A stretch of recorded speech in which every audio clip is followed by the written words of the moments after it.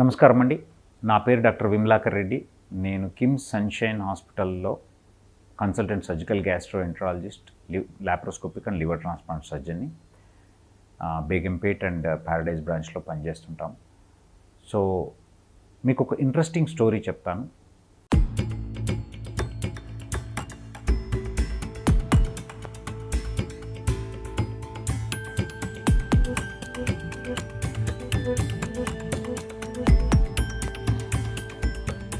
ఒక పేషెంట్ పేరు రాజ్ కుమార్.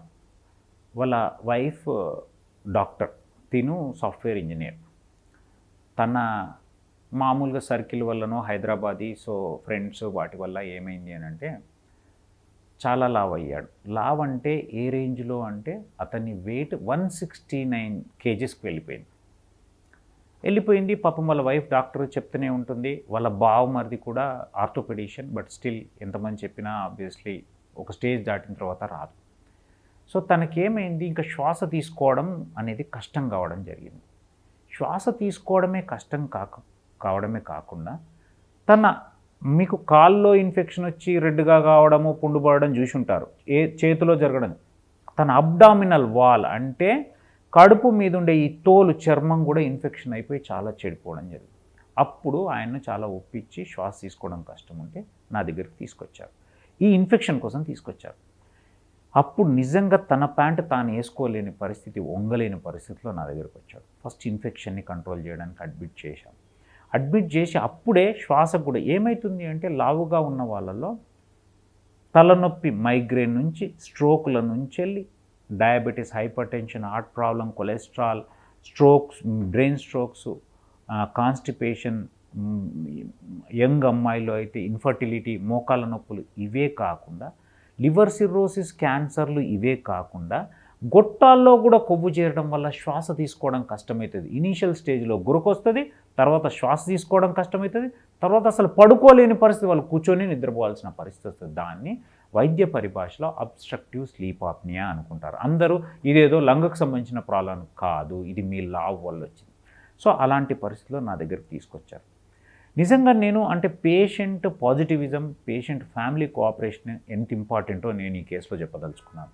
సో వాళ్ళు వచ్చిన తర్వాత నేను ఈ యాంటీర్ అబ్డామినల్ వాల్ని, దాన్ని సెల్యులైటిస్ అంటాం, మెలనీస్ గ్యాంగ్రీన్ అంటాం, దానికి ట్రీట్మెంట్ ఇచ్చి ఒక వారం రోజుల్లో కొంచెం ఇన్ఫెక్షన్ కంట్రోల్ చేసిన తర్వాత మెల్లిగా మాట్లాడడం స్టార్ట్ చేసి, ఒరే బాబు నీకు దేనివల్ల ఇదంతా జరిగిందో తెలుసా అని కన్విన్స్ చేస్తే, వాళ్ళ వైఫ్ డాక్టర్ కాబట్టి she was from the beginning వాళ్ళు రెడీగా ఉన్నారు. వాళ్ళ ఆర్థోపెడిషియన్ వాళ్ళ బావమరిది కూడా చాలా రెడీగా ఉన్నాడు.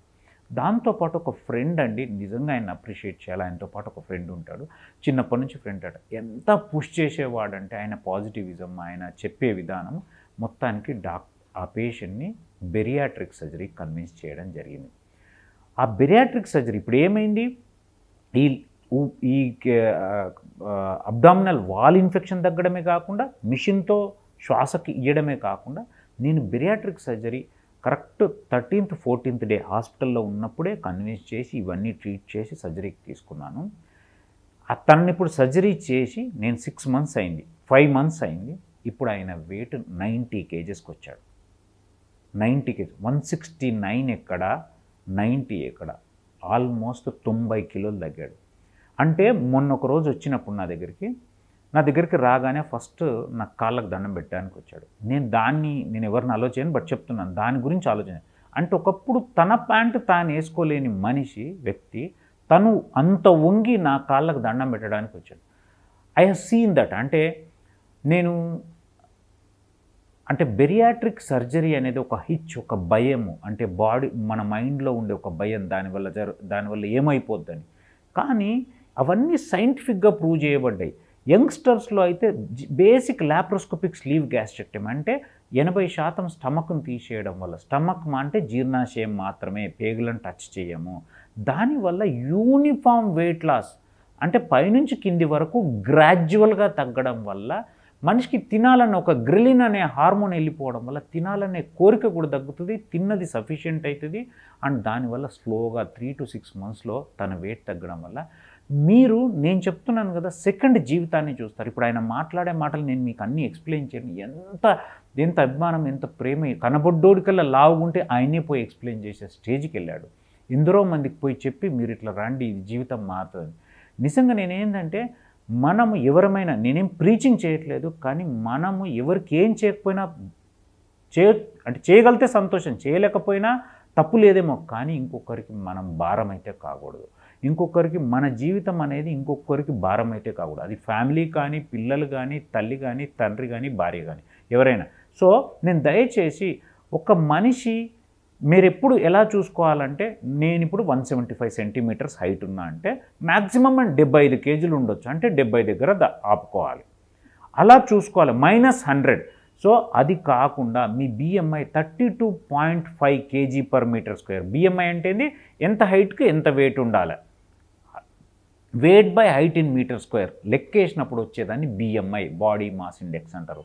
అది 32.5 kg/m² కంటే ఎక్కువైందనుకో, ఇంకా మీ జీవితంలో మీరు ఎంత డైటింగ్ చేసినా, ఎక్సర్సైజ్ చేసినా వెనక్కి రాదు. దాన్నే పాయింట్ ఆఫ్ నో రిటర్న్ అంటారు. సో ఎందుకు అనంటే ఇది not only your food habits and your physical habits, ఎంతో కొంత జెనెటిక్ కూడా ఉంటుంది. ఇవన్నీ కలిపి సర్కమ్స్టాన్షియల్గా మీరు మారలేని స్టేజ్కి వస్తుంది. ఒకవేళ డైట్ అండ్ ఎక్సర్సైజ్ చేసినా ఒక 5% రిజల్ట్స్ ఉంటాయి. అది కూడా 6 monthsలో మీరు వదిలేస్తే మళ్ళీ రీగెయిన్ అయిపోతారు. కాబట్టి నిజంగా BMI ఎక్కువ ఉన్నప్పుడు, మీకు నిజంగా తగ్గాలని ఆశ ఉంటే ఏ డైట్ ఎక్సర్సైజ్ కాకుండా డైరెక్ట్ అంటే ఆ నిష్ట ఫస్ట్ ఒక 1 week 10 days ట్రై చేసి ఆ నిష్ట మీలో డెవలప్ అయ్యి మీలో ఒక విల్ పవర్ వచ్చిన తర్వాత సర్జన్ దగ్గరికి వెళ్ళండి. సర్జరీ చేసి పెట్టి మిమ్మల్ని ఒక రోడ్డు మీద వేస్తారు. అప్పుడు నిజంగా మీరు పరిగెత్తొచ్చు. పరిగెత్తుతారా, వెనక్కి వస్తారా అనేది మీ చేతిలో ఉంటుంది. నిజంగా మీకు మేము అంటే మేము హెల్ప్ చేస్తున్నాం మీ వెయిట్ని రిడ్యూస్ చేయడానికి. మళ్ళీ కాపాడుకోవాల్సింది మీరే. జీవితాంతం మీరే మంచి డైట్ ఎక్సర్సైజ్ చేసుకుంటూ మంచిగా కాపాడుకోవాలి. కాకపోతే ఆ ఎక్సెస్ వెయిట్, ఆ 70-80 కేజీల వెయిట్ని ఎవరూ తగ్గించడం భగవంతుడు తరం కూడా కాదు, ఓన్లీ సర్జరీ వరకు. ఆ పార్ట్ మేము చేస్తాం, మిగతా మీరు మీ డిటర్మినేషన్తో మీరు ముందుకెళ్ళచ్చు. ఇది నేను చెప్పదలుచుకున్నాను. Thank you. అద్భుతమైన ఆరోగ్య వీడియోల కోసం 3TV హెల్త్ ఛానల్ని లైక్ చేయండి, కామెంట్ చేయండి, సబ్స్క్రైబ్ చేయండి, అలాగే షేర్ చేయండి. Thank you.